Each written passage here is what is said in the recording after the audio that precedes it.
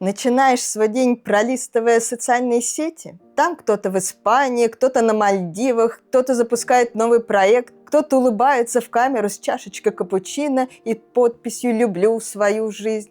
И вроде бы ты просто смотришь, но внутри что-то сжимается. Кажется, что у других все получается, они движутся вперед, а ты нет. И вот ты просто сидишь, вроде и настроение неплохое было, и день только начинается, но вдруг накрывает ощущение, что с тобой что-то не так, что ты какой-то не такой, неуспешный, никчемный, как будто вся твоя жизнь меркнет на фоне чужой. Узнаешь себя? Я вижу их успех, уют, а сам стою как будто сзади, как будто жизнь у всех идет, а я в ней просто на подхвате. Сегодня мы поговорим о сравнении себя с другими людьми и о том, как перестать от этого страдать. Почему мы это делаем? Всегда ли это плохо? Можно ли научиться с этим жить и не разрушать себя изнутри? Если тебе это интересно, досмотри, пожалуйста, ролик до конца, потому что в самом конце тебя ждет небольшая, но очень поучительная притча, которая красиво и точно соберет все, о чем мы сегодня поговорим. Если хочется, можешь перейти к ней по тайм-коду. А если останешься, она будет наградой за внимание. А если ты впервые смотришь это видео, меня зовут Элина Бакалейник. Я профессиональный психолог, я работаю с парами и с темой сексуальных отношений, а еще с состояниями, которые знакомы почти каждому. Если тебе интересно то, что я делаю, подписывайся на канал. Это моя мотивация продолжать снимать такие видео. Почему же мы сравниваем себя с другими? Сравнение – это не слабость, это встроенный в нас механизм. С самого детства ты учился, глядя на других, повторяя, подстраиваясь. Это один из самых древних и эффективных способов обучения. Через сравнение мы понимаем, кто мы такие и как нам дальше жить. Но в какой-то момент это перестает работать на развитие. Вместо «я вдохновился» появляется «я недостаточно хорош». Вместо интереса к другому возникает злость на себя. Сравнение перестает помогать и начинает разрушать тебя изнутри. Задай себе один простой вопрос. Сколько времени ты сегодня провел в социальных сетях? А ведь они только сильнее загоняют тебя в ловушку сравнения. Ты видишь фрагмент, красивую обложку, фото с отдыха, монтаж из радости, подпись про успех, но не видишь всего, что за кадром. Срывы, усталость, сомнения, неудачи. И при этом ты сравниваешь этот кусочек с собой, с живым, настоящим, со всеми своими внутренними переживаниями, тревогами. И, конечно, ты оказываешься хуже, потому что ты сравниваешь себя, реального, живого, с картинкой. Но мозг не делает на это скидку. Все живут красивую жизнь, а ты будто где-то в стороне. В последнее время ко мне часто приходят молодые клиентки, 25, 27, 28 лет. Это очень красивые, ухоженные, умные девушки.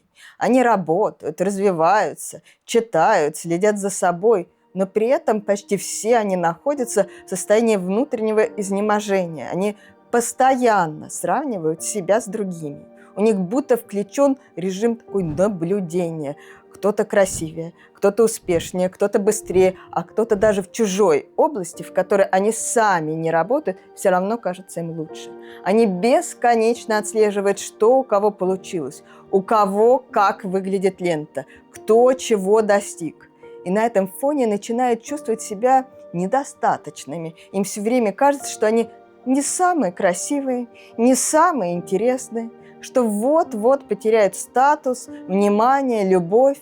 И это сравнение разрушает не только их отношения с собой, но и с партнерами, потому что они начинают требовать постоянного подтверждения, что с ними все в порядке, что они ценные, любимые и достойные. Но окружающие устают, им становится тяжело все время подбадривать, убеждать, обнадеживать. И в какой-то момент партнер просто начинает отдаляться. И тогда они будто получают подтверждение своему страху. Вот, я не самая красивая, не самая желанная, поэтому со мной перестали общаться. И это добивает.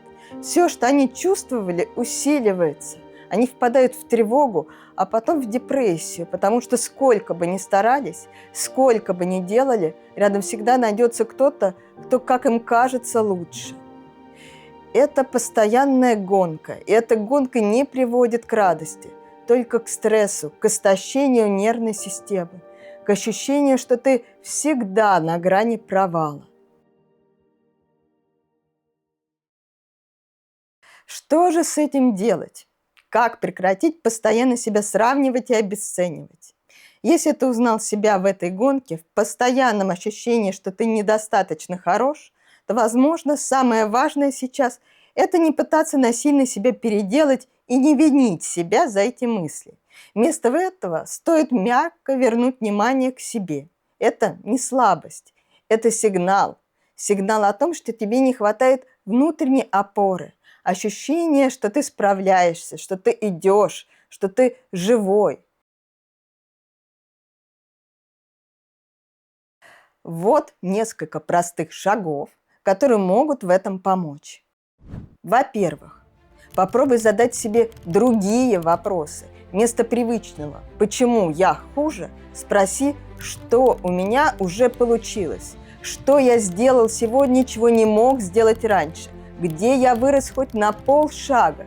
Такие вопросы разворачивают внимание внутрь и дают почувствовать опору в себе. Во-вторых, можно завести простой дневник, дневник достижений или благодарности себе. Записывай каждый вечер, что ты сделал, что удалось, за что можешь себя благодарить.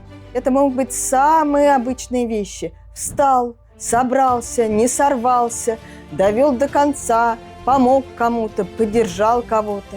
Мы часто просто не замечаем этого, потому что все внимание наружу. Но если начать замечать себя, внутри становится спокойнее. И, наконец, постарайся переключить фокус. Сравнивай себя не с другими, а с собой прежним, с тем, каким ты был вчера, месяц назад, полгода назад. Отмечай, где ты стал честнее, где стал увереннее, где просто научился останавливаться и слышать себя. Сравнение с другими почти всегда приводит к внутренней боли, а сравнение с собой, наоборот, может быть опорой. А если ты часто ловишь себя на том, что сравниваешь, напиши в комментариях, в какие моменты это особенно проявляется. Что именно вызывает ощущение, что с тобой что-то не так? Что запускает это внутреннее напряжение? А может быть, у тебя уже есть что-то, что помогает справляться с этой проблемой? Тогда расскажи об этом в комментариях. Мне правда будет интересно это услышать. И, возможно, это поддержит кого-то еще. И, пожалуйста, поставь лайк. Это поможет другим найти этот ролик, а мне даст мотивацию продолжать делиться тем, что действительно важно и интересно. Ну а теперь, как и обещала, я хочу рассказать тебе одну небольшую притчу. Она очень точно и мягко перекликается с тем, о чем мы сегодня говорили. Один мудрец шел по дороге и увидел бредущего рядом мужчину, который вел на поводке хромого осла.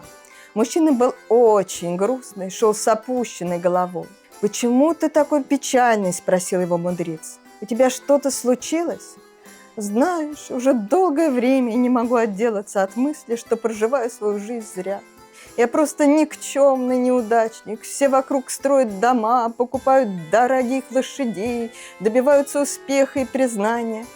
Вот, например, есть у нас в городе звездочет. Сам визирь к нему на поклон ездит, совет просит. А я не такой знатный, не такой красивый и популярный. И такого круга общения у меня нет. Ну, а что у тебя есть? Чем ты занимаешься? Как зарабатываешь на жизнь?» «Ну, я лечу животных. Вот видишь, осла недавно выходил. После нападения шакалов хозяин думал, что он не выживет. Рвется мне его, чтоб я усыпил.